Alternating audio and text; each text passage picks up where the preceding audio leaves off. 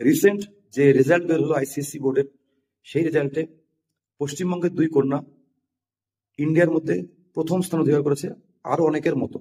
কারণ আইসিএসসি দশম শ্রেণীর পরীক্ষায় ফুল মার্কস পেয়েছে, মানে 100%, 500-র মধ্যে 500 পেয়েছে দিল্লি পাবলিক স্কুল ডিপিএস নামে পরিচিত মেগাসিটির দেবত্রী মজুমদার। অসাধারণ এক রেজাল্ট আর কি। দেবত্রী দেখছিলাম, সাক্ষাৎকার দেখছিলাম সংবাদ মাধ্যমে, সে বলেছে এত আনন্দ জীবনে কখনো পাইনি আর কি।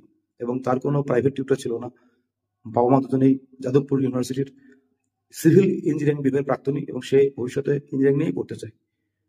নিজের পড়াশোনায় আগ্রহ ছিল, স্কুল বা বিভিন্ন জায়গা থেকে সাহায্য পেয়েছে, দিয়ে তার এই রেজাল্ট। অনেক অভিনন্দন দেবত্রী মজুমদারকে। আইএসসি পরীক্ষা উচ্চ মাধ্যমিক, তাতে 400 পেয়েছে সৃজনী। সে তার নামের পদবি ব্যবহার করে না, তাই সৃজনী বললাম আর কি। সৃজনীর বাবা মা দুজনেই অধ্যাপক অধ্যাপিকা, বাবা আইএস এর অধ্যাপক, সেও তাই প্রচুর হার্ডওয়ার্ক করতো, একটা সিস্টেমে পড়াশোনা করতো আর কি, যেরকম এরকম মেধাবী ছেলেপেলেরা করে আর কি সাধারণত আর কি। বাড়িতে বাবা মার প্রচুর গাইডেন্স পেয়েছে আর কি। সেও যেই মেনে 99% পাওয়া সত্ত্বেও ইঞ্জিনিয়ারিং নিয়ে পড়তে চায় না, ফিজিক্স বা ম্যাথের বাবার মতো আর কি, বেসিক যে সায়েন্স সেটা নিয়ে গবেষণা করতে চায়, এবং ব্যাঙ্গালোরের আইআইএসসি যেটা বলছে সেখানে পড়াশোনা করতে চায়।